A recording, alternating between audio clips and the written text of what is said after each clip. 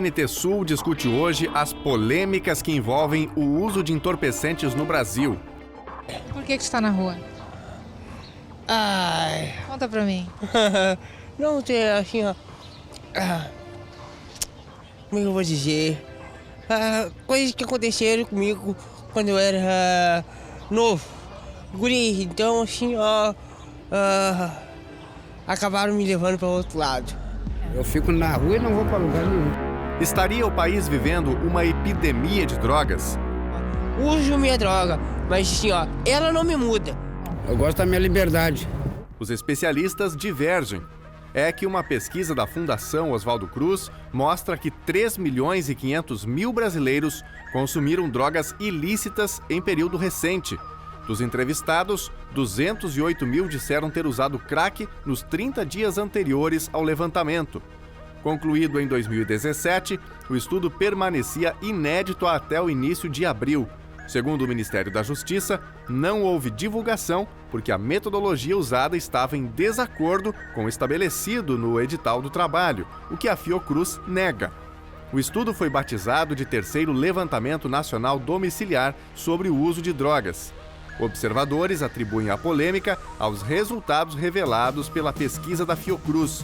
O número identificado de uso de crack, de 208 mil pessoas, é menor do que o apontado por outro trabalho da Fundação, que indicava 370 mil pessoas que consumiam a droga em cracolândias e em outras cenas de uso em 2013. Para observadores, integrantes do governo ficaram desapontados com os resultados e temiam que os indicadores pudessem desidratar o discurso sobre a epidemia do crack. Neste contexto, o governo Bolsonaro já anunciou que deve mudar a chamada política de redução de danos, que geralmente ocorre em atendimentos nos serviços públicos especializados, como centros de atenção psicossocial, para a abstinência como regra no Brasil. Na nova lógica, ganha espaço a oferta das terapias em comunidades terapêuticas, ligadas principalmente a entidades religiosas. Quanto ao tráfico, o Brasil teve em 2018 a maior apreensão de cocaína da história. Foram mais de 75 mil quilos apenas desta droga. Por isso, o NT Sul discute hoje o uso de drogas no Brasil.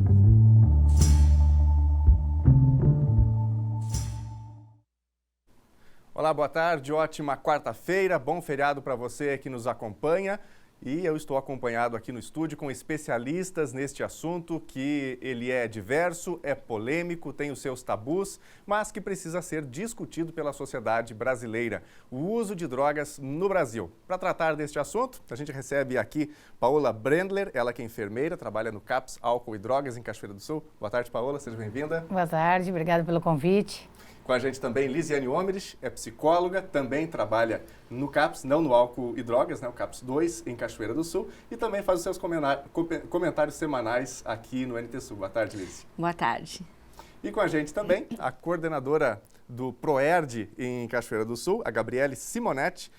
Muito obrigado pela presença, boa tarde. Nós que agradecemos, uma boa tarde.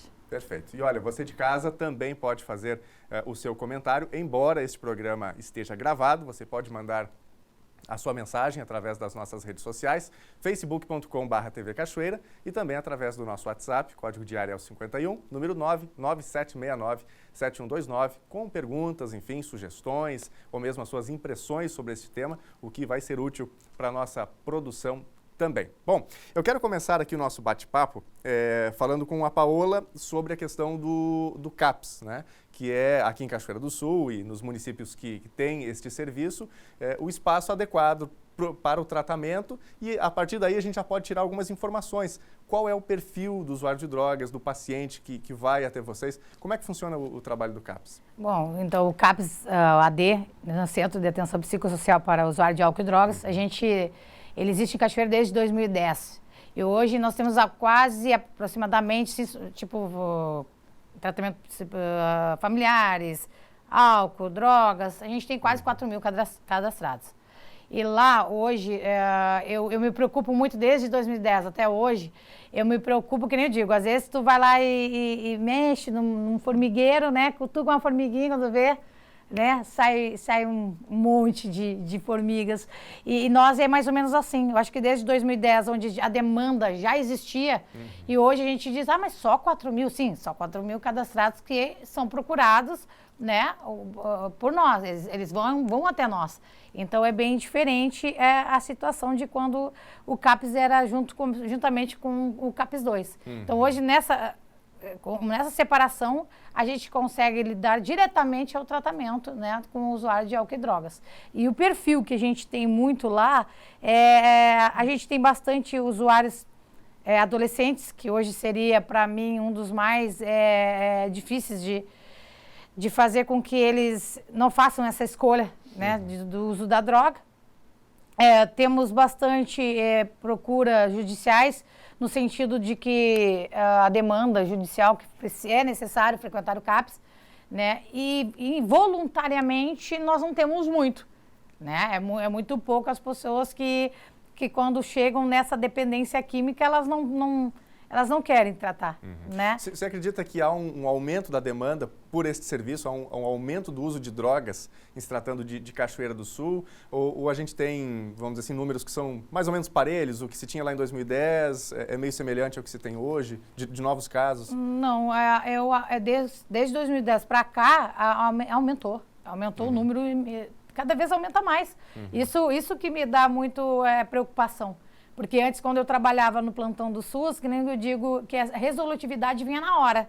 Claro. A pessoa chegava doente lá, a gente tratava e saía sorrindo e nos agradecia. Hoje, no CAPES, álcool e drogas, a gente trabalha com pouca resolutividade imediata.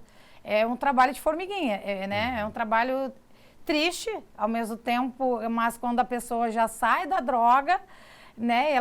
Ou ela chega lá, eu quero sair da droga, a gente já parece uma vitória, por ela ter a vontade, voluntariamente, de dizer, eu preciso tratar, né? Vim aqui procurar vocês. E isso nos deixa, nós profissionais, muito felizes, que ela foi até lá. Então, por isso que na hora a gente acolhe e já procura já achar uma solução imediata, porque o usuário dependente químico, naquela hora ele quer. Daqui uma hora ele pode não querer mais, né? Então, a gente já procura correr, né, para ter a resolutividade e ajudar aquele dependente químico, que é bem difícil, né? Ok. Agora, Gabriele, você tem liderado o processo do ProERD, né, um programa muito importante, não só para Cachoeira do Sul, mas, enfim, para o país inteiro. Eu acho que a nova geração, vamos dizer assim, quase todo mundo passou pelo ProERD, tem lembranças desse programa, com boas orientações, né, contra o uso de drogas. Agora, mesmo com esse programa, mesmo com a escola batendo nessa tecla, a gente vê, a Paola acabou de citar o caso de adolescentes, né, ingressando por esse caminho.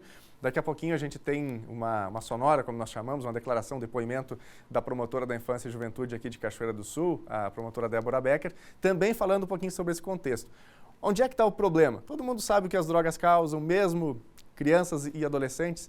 Por que adentram por esse caminho? Nós trabalhamos a questão de estratégias de resistência no ProERD, né? O ProERD é o Programa Educacional de Resistência às Drogas e à Violência. Nós sabemos que eles sabem tudo. Hoje o acesso à internet facilita.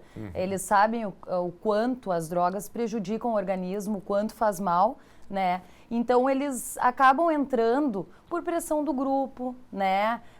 Por querer fazer parte de um determinado grupo, pela influência dos amigos, e eu acredito também que pela desestrutura familiar, né? Isso influencia muito hoje em dia o jovem a procurar as drogas, né? Claro. E as drogas geram a violência, a criminalidade tem aumentado bastante, uma coisa puxa a outra, né? Infelizmente, eu acredito que seja o fator principal a questão da desestrutura familiar, né? Hoje em dia o jovem, ele busca na rua, ele tem muitas vezes a referência, um amigo, e aí esse amigo, né, como a gente fala no linguajar, coloca uma pilha ali, ele acaba se perdendo no mundo das drogas. A pressão do grupo, né? Exato, a pressão do grupo, que é muito trabalhado. E o ProERD vem de encontro a isso, né? Para trabalhar estratégias de resistência para que eles resistam, né? E pensem nas consequências das suas escolhas. Perfeito. Bom, a gente estava, antes de começar a gravar aqui, conversando um pouquinho com a Paola e com a Lisiane, a gente falava, na verdade, sobre reincidência, mas eu vou trazer agora para o primeiro contato com as drogas. Do ponto de vista psicológico, Lisiane, a gente tem hoje no Brasil, vamos dizer assim, os casos de ansiedade especialmente, de depressão principalmente, eles são gritantes. Tem alguma ligação essa questão desse contexto da ansiedade, problemas? O que leva uma pessoa a ir para esse mundo? Na realidade, Daniel, ir para as drogas não é por um motivo, são por vários motivos combinados, né? E afeta principalmente o jovem, como a Paola diz, porque o jovem ele está em fase de transição, ele está em fase de buscar identidades e muitas vezes as identidades que ele busca não são identidades saudáveis. E hoje a gente sabe, né, e eu tenho batido muito nisso, o quanto a nossa família é desestruturada hoje, as famílias em si. E a família, ela é a base de todo o processo de formação de uma criança, está dentro da família. Então, aquela criança que vem organizada, que vem sendo frustrada nos momentos corretos, quando chega no momento de decisão da vida dela, onde ela tem que significar o não, ela consegue fazer um link do que é certo, do que é errado, o que vai me dar de retorno bom, o que vai me dar de retorno ruim. Ela tem essa concepção. Só que pelo andar das coisas hoje, que a gente vem acompanhando, né, vocês enquanto brigada, Paola enquanto CAPS-AD, a gente enquanto CAPS e até como professora que tenho mais de 400 jovens que eu dou aula, é bem complicado, olha. A gente não tem o apoio familiar em muitas questões. Eles não têm o apoio familiar, né? E essa base falta. E paralelo a isso, a gente também sabe que a droga ela não é uma causa, ela é muitas vezes uma consequência de um transtorno mental. A pessoa às vezes desenvolve uma bipolaridade, por exemplo, aonde a fragilidade dela está no combate ao vício, né? Ela até pode combater a droga, mas daqui a pouco ela transforma o vício da droga no álcool, ou no jogo, ou no sexo. Ela é trabalhada estruturalmente no vício. Então, por isso que, como nós estamos falando, é tão difícil a pessoa não voltar ao mundo das drogas, a não ser, como a Paola disse, quando ela vai de uma forma voluntária, e aí ela está disposta a batalhar, porque a briga ela é uma briga diária contra os seus demônios, né? Contra as suas vontades, contra principalmente os seus desejos, porque a droga ela dá prazer. E o que a gente mais busca na vida é o prazer, né? Aliás, ela é uma fonte de prazer. Eu até vou aproveitar, vou fazer uma interrupção aqui, Lisiane, mas para aproveitar o teu raciocínio. Qual é o barato da droga? Porque, de repente, algumas pessoas podem justamente pensar assim, mais ou menos como eu introduzi a nossa discussão. Todo mundo sabe dos efeitos, todo mundo sabe o que a droga causa, mas, obviamente, ela gera, quem sabe, uma ilusão, mas ela gera um certo conforto, senão as pessoas não sabiam, deve ser né? muito prazerosa, Sim, né? Eu mesmo, logo que eu entrei no CAPS, eu nunca usei, então eu precisava, que nem Freud explica, né? Às vezes a gente precisa passar por uma situação para poder... Então eu fui muito, eu ando até hoje, eu vou no beco, eu vou nos usuários, eles estão numa roda usando, eu tô ali trocando conversa até para poder depois, né, fazer esse trabalho de prevenção com os adolescentes que eu faço. E o estranho disso tudo é um prazer que eles tiram, por exemplo, o crack. O crack ali, eu fiquei junto com uma que estava usando, não sei se eu posso rapidinho falar. Pode, por Mas favor. ela, assim, eu nunca tinha visto até então alguém usar, porque, tipo, em muitos casos de atendimento individual, eles falam todos que sonham e fazem biquinho. Estão sonhando e acordam fazendo, digo, nossa, né? Aí, nesse dia que eu fui a primeira vez que eu vi alguém usar, a pessoa usava ali no seu cachimbinho, usava fumando um cigarro, depois de todo a cinza ali, puxou lá no sutiãzinho, colocou ali a pedrinha, R$5 a pedrinha, e fez bem assim e puxou. E eu olhando, e ela... E ficou uns 12, 15 segundos ali, e soltou. Tranquila. Aí eu fiquei olhando pra ela, agora ela vai enlouquecer, né? Ela vai sorrir, ela vai, né? Nada. Daí, na segunda vez ela fez de novo, eu disse, eu vou te perguntar, o que tu tá sentindo? Ela, nada? Eu disse, como nada? Mas assim, por que tu usa? Ela disse, não, Paola, meu momento, a minha vibe foi naqueles segundinhos ali que eu puxei. Deu pra entender? Então, ou seja, é muito rápido. É muito rápido o crack, olha né? O desespero pela busca do prazer, né? Um prazer tão efêmero desses, assim, que dura segundos, né? E por que a gente se preocupa com o adolescente? E eu, no programa PSE, que eu faço parte da Secretaria de Saúde, Programa de Saúde nas Escolas, eu trabalho, eu atuo, porque eu acho que é lá que a gente tem que fazer, eles não escolher isso. Porque existe escolha, depois que tu escolher usar droga, tu passa para necessidade, depois a necessidade vai para dependência. Então, esse trabalho de prevenção com os adolescentes nas escolas que a gente faz, né, nós fazemos e trabalhamos, eu como enfermeira digo, esse é o trabalho, porque para fazer não escolher a droga, o álcool, esse não é o caminho, Porque enquanto psicóloga, eu digo assim, ó, não dá para dizer que o adolescente diz muito assim, eu vou fumar uma maconha só uma vez e vou ficar na maconha e não vou evoluir para outra droga. Eu acho, tecnicamente falando, praticamente impossível, né? Porque vai chegar um momento que aquela maconha que já deu uma sequelada básica nele vai ser insuficiente e ele vai ter que buscar uma coisa mais forte para poder ter o mesmo prazer ou um prazer parecido. Então, essa questão assim de tu saber administrar, me corrija se eu estiver errada, Paola, mas eu acho difícil tu saber administrar o uso de droga. É muito difícil. É muito difícil, né? Vai de toda a situação deles. Dependência e dependência, né? Exato. Não tem. E eles têm essa ilusão. Não, eu só saio fim de semana e eu fumo um baseado. Hoje fumo um baseado. Mas daqui a um ano, daqui 2 anos, o que ele vai estar fumando? Quantos baseados? A maioria fala pra mim, Paola, eu uso por causa que eu tô estressado com meus problemas. Eu digo, que problemas você tem? Só tem que estudar. Então, à medida que vai aumentando os problemas da vida, porque não quer estudar, automaticamente vai ter dinheiro, vai roubando, vai aumentando. E, na verdade, alguns se acham superior, né? Isso é uma questão que a gente trabalha também, o lado muito psicológico, eu vejo no ProERD, assim. Porque, na verdade, o ProERD, ele é um programa que ele não é brasileiro, ele é americano, ele foi adaptado para o Brasil, né? Então, tal qual é nos Estados Unidos, é aqui no Brasil também. Lá é DER o nome, aqui é ProERD. Então, lá eles fazem essa questão assim, ó, eles sabem o que é a droga, eles sabem o que é maconha, o que é cocaína. Se eles não sabem, eles pesquisam. Agora, a questão assim, ó, da maneira deles ser, né? Eu falo muito isso pra eles, eu nunca me ofereceram drogas. E eles até brincam, mas a senhora é policial. Mas eu não era antes, eu fui adolescente. Foi uma escolha também, E porque nunca me ofereceram drogas. E isso é uma lição que a gente trabalha, que é a questão de tu ser confiante. A pessoa que vai te oferecer a droga, ela vai ver o teu perfil. Nós temos o perfil, aquele perfil que tudo pode, eu que sei, né? O perfil agressivo, que a gente chama na lição.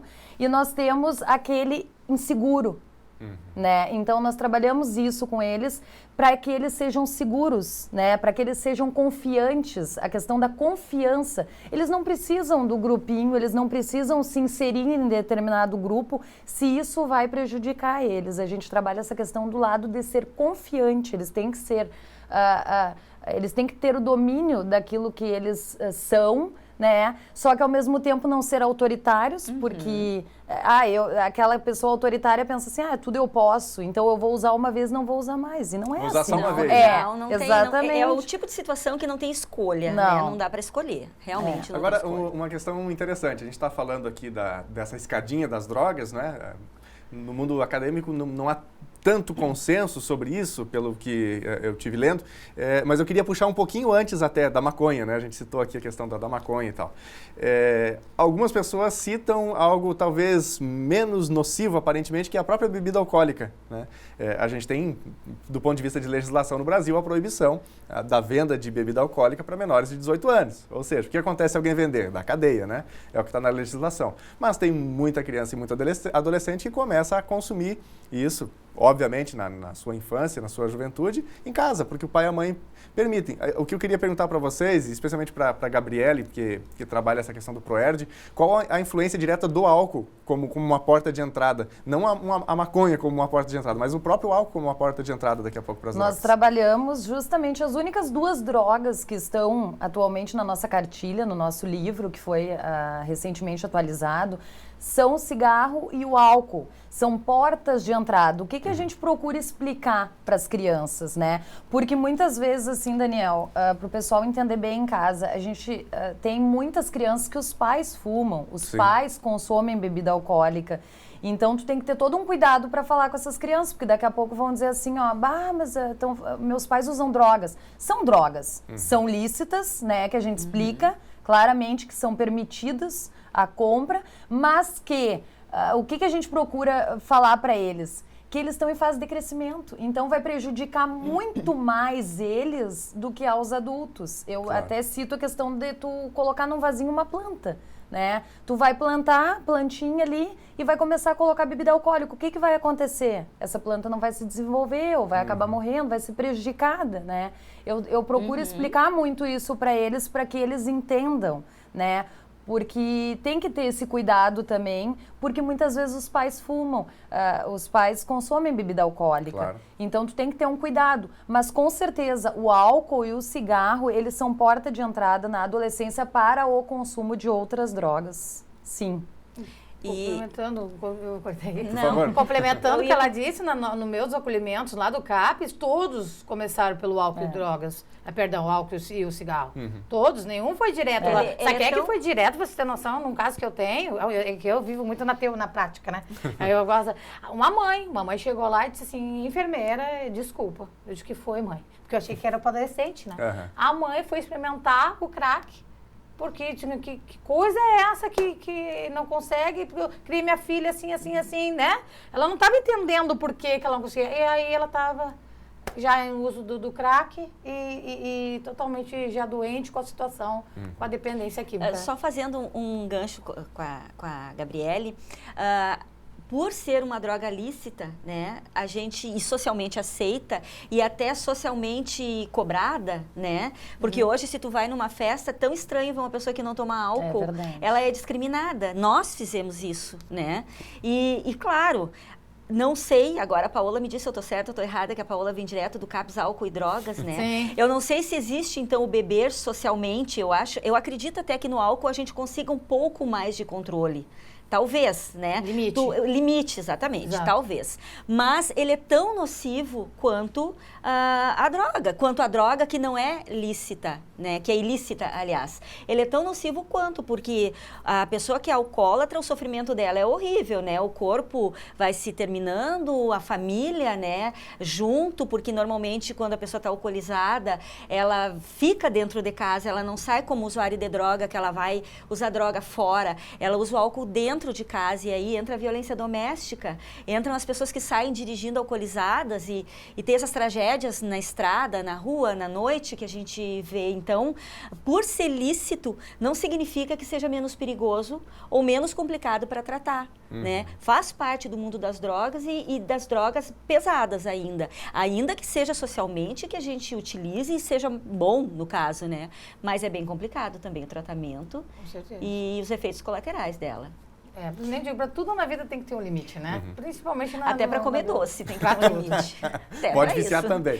Tudo vicia. Bom, Paola, tem uma pergunta específica para ti, que é o seguinte. A gente naquela reportagem rápida, na verdade não é bem uma reportagem, apenas mencionamos alguns dados, alguns números sobre o uso de drogas no Brasil, a política atual de tratamento, o que vinha sendo adotado até aqui. Então, até hoje o Brasil usava o que se chamava de redução de danos. Gostaria que você desenhasse para a gente aqui um pouquinho o que significa isso, ou vocês de maneira geral que tem essa linguagem mais presente. O que é a redução de danos e essa nova ideia que é trazida da abstinência total, de não adotar redução de danos. O que significa isso na prática para o telespectador poder entender? Então, assim, eu falo muito, quando eu falo sobre álcool e drogas, dependência química, eu me sinto à vontade porque eu trabalho diretamente com isso. Então, eu estou ali com eles estão ali no sofrimento psíquico, né? E eu digo para vocês assim, não tem nada com politicagem nem nada. Aliás, fazer um parênteses aqui, o objetivo deste programa não é analisar ações de governo e nem tanto o aspecto de segurança pública, né? É mais aspecto familiar, aquilo que funciona ou que não funciona na prática, no dia a dia. Isso. Então, a redução de danos é importante, sim. Ela para mim, eu sempre trabalhei com isso, né? Porque ali diretamente, às vezes, você não consegue fazer com que a pessoa, por exemplo, uma pessoa está no crack, ela está bastante, vamos falar da cocaína, vamos falar um pouco da cocaína. A pessoa é totalmente dependente da cocaína e ela acontece um episódio onde ela acaba pensando assim, poxa, eu não quero mais isso. Né? Mas ela também usa a maconha junto. Então, ela acaba tirando um pouco a cocaína pelo gasto, por tudo que ela já está delirando, enfim, e acaba indo para a maconha. E a maioria das pessoas que saem da droga, que eu assisto, às vezes não toma, não faz tratamento medicamentoso. Ela sai por algum trauma, né? Que a psicóloga depois pode aqui vai me ajudar. Ela sai por algum trauma, alguma coisa que a brigada deu a pressão, alguém falou, enfim, e ela acaba ali passando aquela abstinência. Aqui, ela mesma passou abstinência, então ela não teve... Sentiu na pele, né? Sentiu na pele, exatamente. Então, a redução de danos, eu digo, é como se tu tá dirigindo os assintos. Entende? É a gente evitar piores acidentes, piores sequelas, né? Então, a gente trazendo um usuário de crack para maconha, para mim é uma vitória. Eu já fui muito julgada numa palestra que eu dei e eu continuo afirmando, vocês já tiveram filhos que usam drogas? Vocês já tiveram alguém na família que usa droga? Né? Então, essa redução é desse sentido que eu falo. Eu vou colocar uma coisa agora que me deixa muito desconfortável, mas falando na redução de danos, e vocês, enquanto brigada, também, de repente, concordam, eu moro num lugar onde tem acesso a drogas. E a minha casa, assim, eu tô sempre com a porta aberta, né? Mas tudo bem, eu tô fazendo as minhas coisas, mas eu não tô vendo o que tá acontecendo na rua. Mas, eventualmente, muitas coisas me chamam a atenção e uma delas é a quantidade de pessoas mais idosas levando os seus filhos para buscar aquela quantidade X de droga em nome da redução de danos, mas em nome da segurança também. Né? Enquanto eu levo o meu filho, que eu sei que ele é usuário, e que se ele usa, me quantifica agora, se ele usa R$100 e ele vai passar a usar 10 agora, como redução de danos, vai diminuir consideravelmente, até quem sabe a hora de extinguir, né? Se eu deixo ele ir sozinho buscar, muita coisa pode acontecer em termos de ele voltar a usar mais, né? Ou de ele ser machucado, maltratado. A gente sabe que não é um ambiente muito saudável. Então, os pais levam. E um dia eu me questionei, eu digo, meu Deus, que coisa triste os pais chegarem aos pontos de levar um filho. Mas aí, depois, entrando com o pensamento de redução de danos, né? Eu desfiz o meu pensamento, eu digo, não, mas tá certo. Não entrega para a guerra, né? Quer dizer, pode ser um caminho, né? Pode ser um caminho, né? Participa, né? Entende, ajuda. Eu acho que também é uma forma de ajuda. Uma ajuda desesperada já, né? Porque é bem constrangedor para as pessoas que estão ali. O cachimbo mesmo, que às vezes quando eles usam na latinha, por exemplo, porque queima, a lata queima, né? Sim. Então, tu ir lá e orientar eles com que eles... Eu sou enfermeira, sim, né? Eu ir lá orientar eles com que eles não usem uma lata, porque depois eu posso passar para minha colega e ela também vai usar. E daqui a um pouco, nossa, nós estamos todos passando uma doença um para o outro, entende? Então, essa questão, não é, a Paola está lá incentivando, não. Enquanto eu estou lá criando um vínculo com o usuário, mostrando para ele que eu estou preocupada com ele, Paola, já consegui vários acolher, tirar do uso da droga, como ela falou, né? É uma questão que da gente tá, são passinhos que a gente está dando para poder tirar, porque que nem eu digo assim, é fácil a gente falar. E por mim também, a gente trabalharia, vamos trabalhar direto na abstinência, né? Óbvio, mas na prática, lá... É bem difícil. É bem difícil, muito difícil. Nós temos que olhar, nós ter o olhar humano, né? É um ser humano. Sim. Nós precisamos resgatar, né? Eu trabalho mais a questão da prevenção, mas trabalhei durante bastante tempo na rua. É triste, né? É triste. É triste e muitas vezes a gente vê, assim, atendendo ocorrências, crianças nesse meio, né? E esse trabalho na escola eu acho bastante importante, além de todos os outros aqui. Cada um tem a sua importância justamente por isso. É triste de tu ver como é que uma criança vai sair de um meio desse se ela é acostumada. Aquilo ali é normal para ela. Então, eu tenho um lado meu bem social em relação a isso, uma visão bem diferenciada. Por quê? Porque é fácil tu julgar o teu próximo quando tu nasceu bem, né? Numa família estruturada, né? Daqui a pouco com condições melhores de vida, a facilidade para ter as coisas, enfim... Né? Mas principalmente a questão da estrutura, sim, de receber valores, princípios. É fácil tu julgar, né? Mas, quando tu... A autoestima é boa. Sim, a autoestima é boa, exato. Tu tá numa situação mais favorável. Né? Então... Mas, Gabriele, o trabalho de vocês dá frutos, porque eu já tive a oportunidade de dar aula em escolas bem fragilizadas, bem comprometidas, com crianças, com pais usuários de drogas, dentro do tráfico, e o trabalho de vocês, como mexe com aquela criança. Porque depois eles entram na sala de aula e eles têm toda uma linha de pensamento diferenciada, assim, depois que eles eles participam E do essa trabalho questão com que nós vocês. É nós- muito legal. A questão que nós estávamos falando ali sobre o álcool, dos pais, aquela coisa toda, me chamou a atenção que até na semana passada eu trabalhei sobre álcool, né? Então eu falei a questão assim que muitas pessoas são pessoas boas e quando usam a bebida alcoólica, quando, né, se transformam. Eu vi que teve uns quantos que fizeram assim, né? Porque, Alguns Concordo. falaram, é na verdade, realidade- por que isso, né? E a realidade- aí a gente explica o A criança porquê. está crua ali, precisando de alguém que oriente. Exato. Se ela não tem uma orientação de vocês, ela vai ter uma orientação que não é saudável.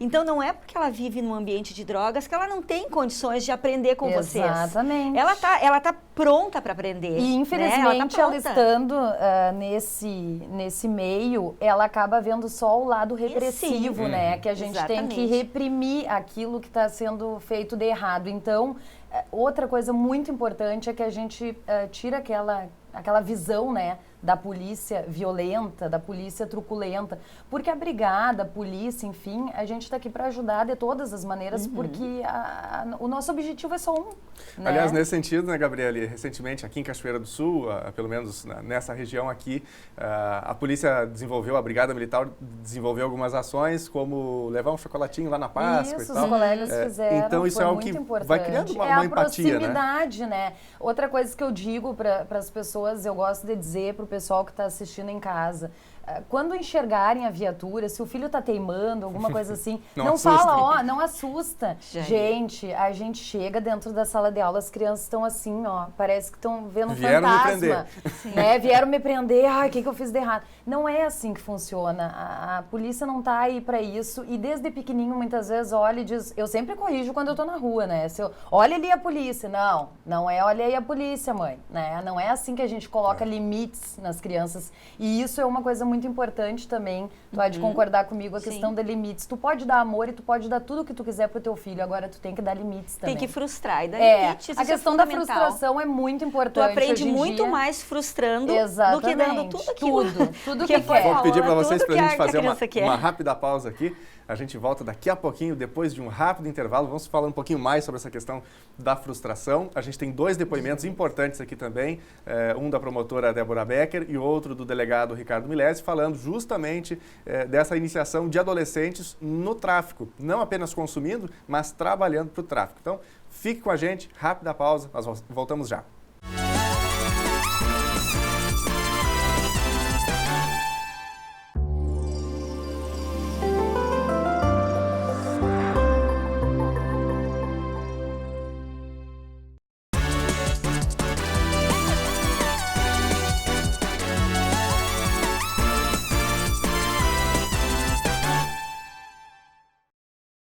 O NT Sul já está de volta nesta quarta-feira, feriado do Dia do Trabalho. Grande abraço para você que ligou a sua TV agora aqui na Novo Tempo. Hoje nós estamos falando sobre o consumo de drogas no Brasil, um assunto que diz respeito a todos nós. Quem sabe, dependendo do ambiente em que você vive, pode pensar assim, mas é uma realidade bem distante da minha família. Mas a gente pode perceber que as drogas estão realmente bem mais perto, não é? Elas estão permeando todos os ambientes sociais, não é porque uma classe é mais alta ou mais baixa que ela esteja livre das drogas. E nós temos hoje convidadas aqui no estúdio, especialistas no assunto. Temos aqui com a gente a Paula Brendler, enfermeira, trabalha no CAPS AD, CAPS Álcool e Drogas, em Cachoeira do Sul. Também com a gente a Lisiane Omerich, é psicóloga, comentarista aqui do NT Sul. E ainda a Gabriele Simonetti, coordenadora do PROERD, programa importante da Brigada Militar, desenvolvido, obviamente, em todo o Brasil, mas especialmente aqui em Cachoeira do Sul. Bom, nós finalizamos o bloco anterior falando da questão de frustração, não é? Elas me diziam aqui da necessidade das pessoas vencerem, aprenderem a lidar com as frustrações. A gente já vai retornar a este assunto. Mas antes, eu quero convidar você a assistir com a gente agora o depoimento da promotora da Infância e Juventude de Cachoeira do Sul, Débora Becker, falando sobre este problema que envolve adolescentes, esse problema que envolve adolescentes e também crianças. Veja o que ela diz sobre esse tema. Especificamente na área da infância e juventude, começou a chamar a atenção a ligação dos adolescentes também com estas facções, o emprego desses adolescentes nas facções.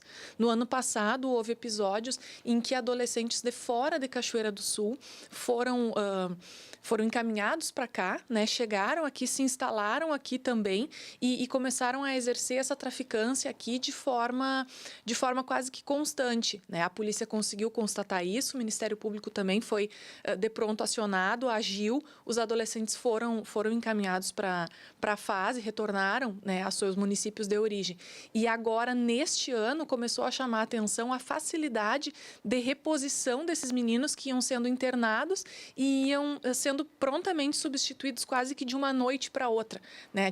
Acontecia apreensões durante o dia, à noite já se via movimentação novamente em pontos específicos da cidade, que eram os pontos que estavam sob investigação, mas que não excluem, por certo, a movimentação, infelizmente, desses adolescentes, o seu envolvimento com o tráfico em outros lugares aqui da cidade. Esses pontos foram sendo apresentados de forma recorrente.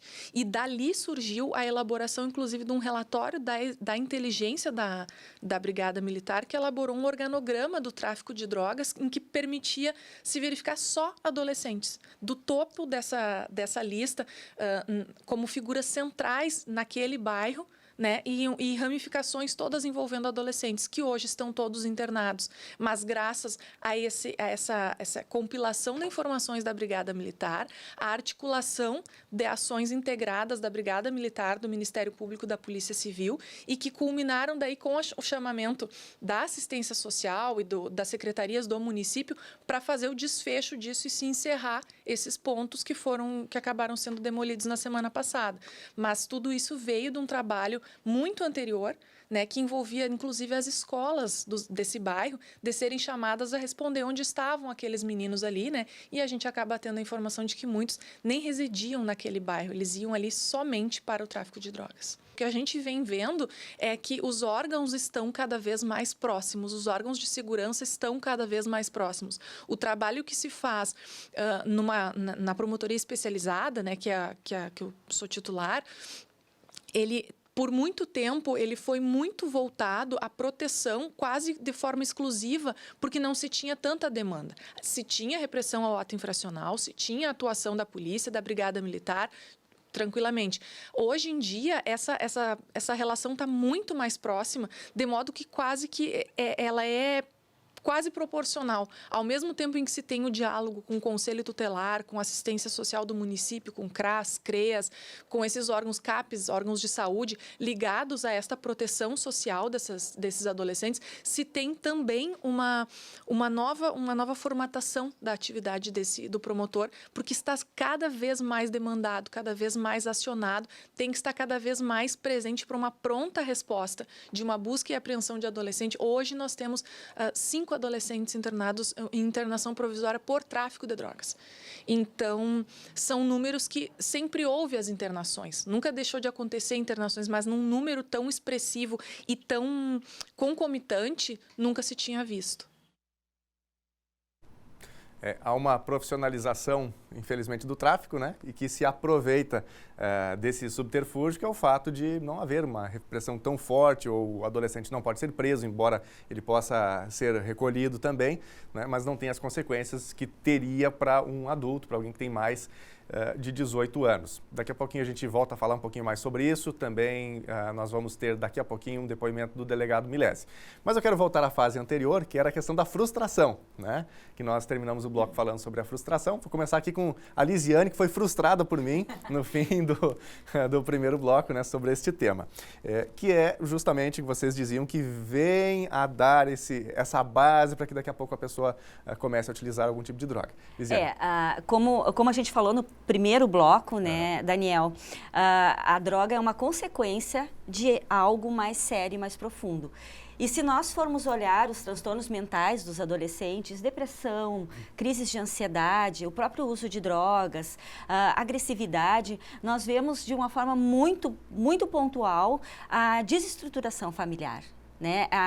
Essa criança, enquanto criança, ela precisa ter valores bem definidos, passados pela família, o que é certo, o que é errado. Ela precisa, então, tolerar frustrações, porque nós, enquanto adultos, nós vivemos mais frustrações do que alegrias. Imagina se ninguém tivesse nos ensinado a tolerarmos as frustrações, o que ia ser de nós, o que seríamos nós hoje, né?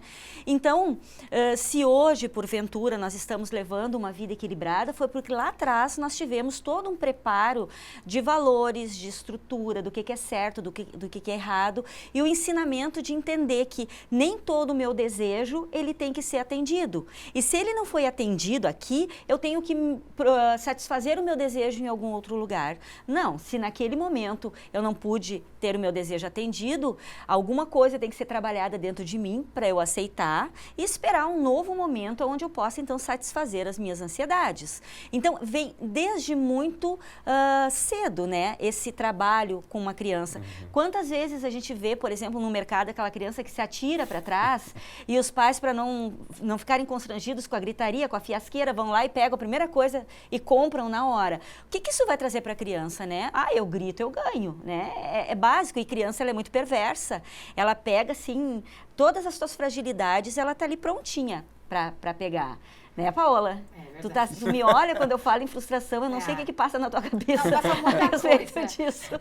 Passa muita coisa, que nem quando você fala do nosso, como a gente, né, eu nunca, na minha época de criança, adolescente, eu não via o meu pai falar em conselho tutelar, né? Eu não via, nem sabia que existia.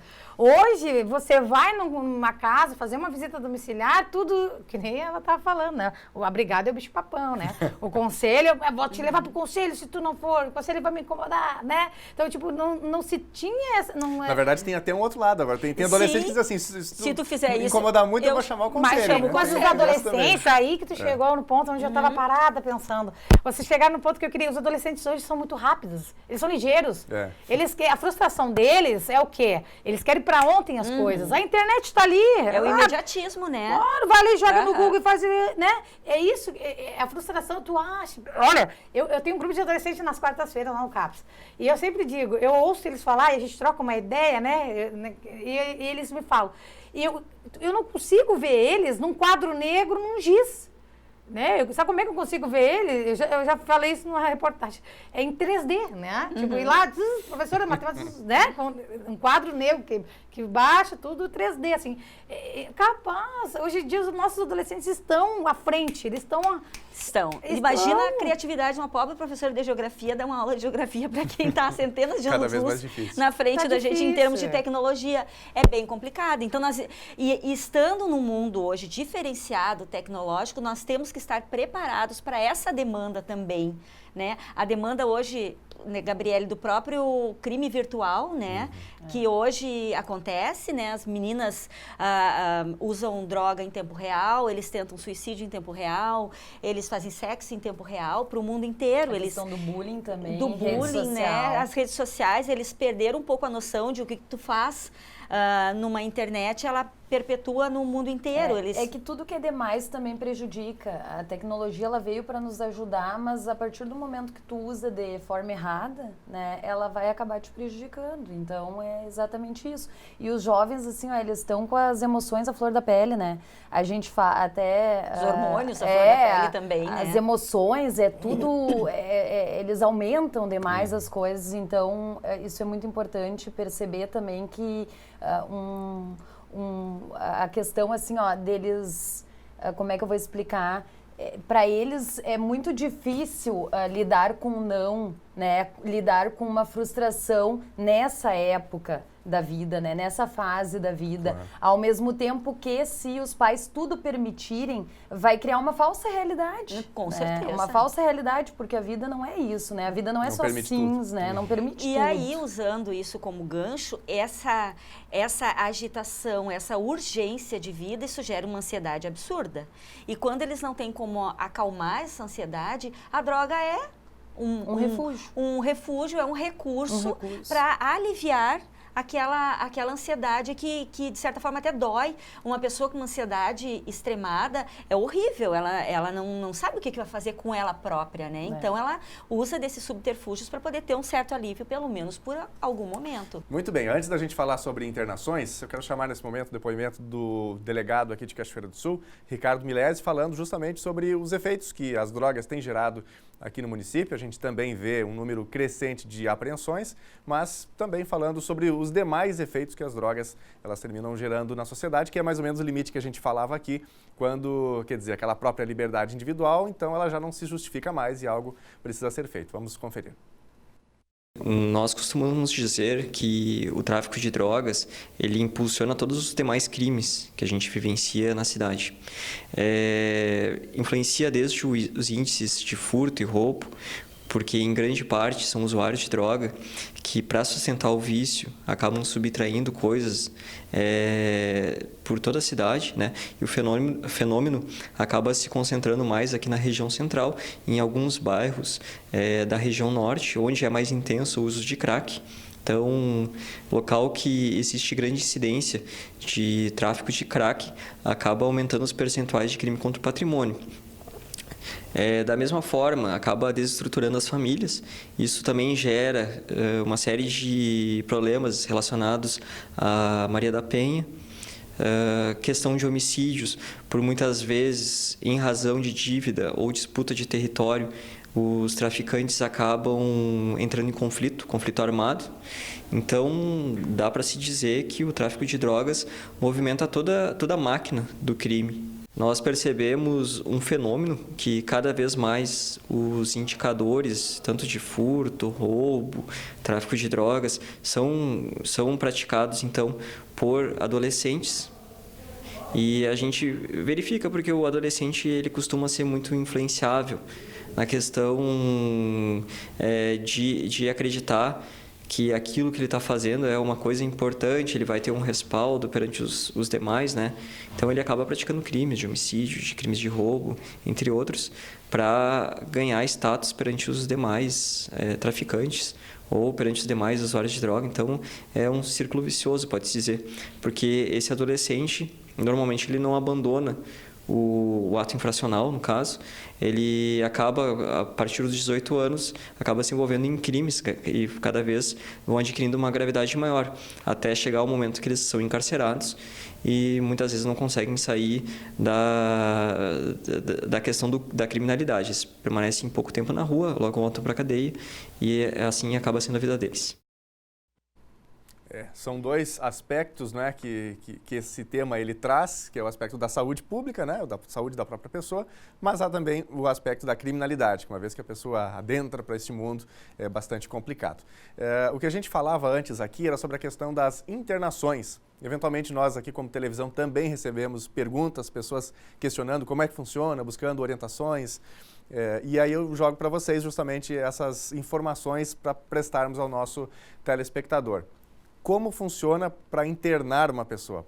Compulsoriamente, uma família pode decidir, vou internar o Joãozinho. Como é que funciona? Então, lá no CAPS AD, né, que fica, né, aproveitando a oportunidade, na rua Júlio de Castilhos, 702, frente à Caixa d'Água, que é da Prefeitura Municipal, da Secretaria de Saúde. A gente fica aberto das 8 às 6 da tarde, 18 horas, né? Direto não fecha, meio-dia. E lá qualquer familiar pode chegar lá e vai ser acolhido e vai falar... No acolhimento já relata a sua história do seu familiar, né, marido, filho, enfim. E aí, por exemplo, o que acontece? E aí, geralmente, a gente solicita com que o paciente vá até o CAPS.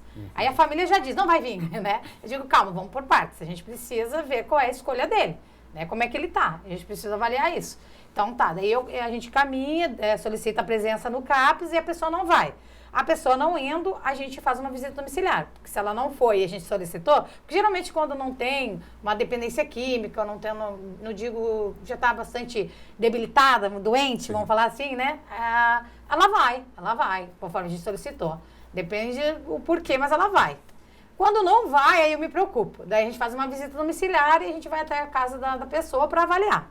E geralmente a pessoa está bastante debilitada mesmo. Ela não tem condições dela, né, de responder por ela. certo? Ela tá bastante... Olha, eu já cheguei em vários lugares, casas, onde a pessoa está tomando uma garrafa de álcool, a cachaça, né? E já tomou álcool também. Sim, tem cada história assim, se eu vou começar a contar aqui, a gente vai ficar o dia todo, né? Mas já era a terceira garrafa de cachaça. Então, aquela pessoa tá doente, ela não tem como responder por ela. A gente vai para o CAPES, a gente faz uma avaliação em equipe e a nossa psiquiatra, ela dá um laudo, né, solicitando que essa pessoa compareça lá, que ela não pode, ela não consegue voluntariamente ver com que ela está doente. E aí aquilo ali sim, que a partir daquele laudo o familiar leva até, né, a promotoria, né, o fórum, e aí ali se entra com um laudo, uma internação judicial. Claro. Que é onde a pessoa vai para a internação, ficar internada durante 15 dias aqui no nosso hospital. Também há um limite quanto ao número de leitos, não é algo, vamos dizer assim, quantas pessoas tiverem a necessidade, simplesmente o hospital vai acolher, vai ter capacidade de atender, né? Não, só que nós ali temos bastante deficiência. Dificuldade também. Dificuldade, é a palavra. Dificuldade. São apenas 12 leitos em Cachoeiro do Sul, sendo que a gente o hospital atende toda a nossa região, da 8ª Coordenadoria. Então é bem complicado, assim, para vagas. Há uma fila de espera? Claro, há uma fila de espera. Inclusive, até por 2 vezes eu incomodei a Paola, porque eu vi se repetiu uma situação de um consumo de mais de 2 horas, e eu dizia, meu Deus, como é que um ser humano fica na rua nesse estado? Liguei para a Paola, eu digo, Paola, o que tem que ser feito, né? Aí a Paola me disse que, assim como o CAPS Saúde Mental também tem uma fila, ela disse assim, Lisiane, a fila está enorme. Assim como essa pessoa, tem outras também na mesma situação. Justamente pelo fato de que tu fez essa pergunta no começo do programa, aumenta cada vez mais, né? E a estrutura que se tem, ela não aumenta, ela mal consegue se manter de alguma forma, né? Claro. Mas não consegue competir com o aumento exacerbado que tem de pacientes. E aí fica essa angústia, né, Paola? Angústia, né? É aquela angústia. Puxa, minha colega me perguntando isso, você imagina as outras pessoas que são leigas no assunto não sabem, né? Eu digo, não, eu falei, ele tá na lista de espera, né? Uma internação involuntária, familiares já entraram. Ela, já. E agora esses dias de novo, né? De novo, situação. a mesma situação. Ainda continua na fila, infelizmente, né? Então a gente... E a gente tem que aguardar, porque sabe que essa realidade está disseminada e são só 12 leitos, né, Paola? Não tem o que fazer. Só que, enquanto cidadão, enquanto ser humano, tu fica incomodado, né? Tu fica incomodado, tu te questiona, mas será que eu estou fazendo? O que eu estou fazendo para ajudar? Né? Não, o pouco que a gente pode fazer, a gente faz, mas a demanda é muito grande e as necessidades também são imensas, né? Nessa situação desse paciente, a gente já fez uma busca ativa, porque a gente sabe onde ele fica, a gente sabe tudo, né? Assim, dele, a gente conhece a maioria deles, e aí já tentei fazer um trabalho de redução de danos, tirar ele do crack, fazer que ele reduza para outra droga. Então, não, Paula, eu tenho prazer... Bem, eu gosto de usar. Eu gosto. Eu estou incomodando alguém? E tem uma palavra que ele diz, eu tenho poder. Ele sempre diz assim, eu me sinto poderoso quando eu estou usando. No comecinho, a gente, na matéria que rodou, uma pessoa citou também, né? Eu uso minha droga, ela não me muda, tá tudo certo. O outro disse ali que gostava realmente de permanecer na rua e é complicado. Preciso fazer uma última pergunta aqui para a Gabriela. Já aconteceu de, quem sabe, conhecer alguém ali na juventude, na aula do ProERD, daqui a pouco encontrar essa pessoa numa situação de drogadição, enquanto policial? Ainda não aconteceu. Espero não ter esse desprazer. Na verdade, eu trabalho com crianças desde os meus 14 anos. Eu trabalhei anteriormente num projeto social, inclusive era da prefeitura na época, eu era contratada para trabalhar. Eu já encontrei crianças daquela época. Algumas bem, outras nem tão bem assim, né? Mas que eu chamo atenção, né? Porque eu sempre fui bem rígida, enérgica nesse ponto. Claro. Eu chamo atenção, né? E eles sempre tiveram muito respeito comigo. Inclusive, muitas vezes ao abordar, verificar que já tinham bastante ocorrências, procurar conversar. Eu sempre usei o diálogo e eu uso.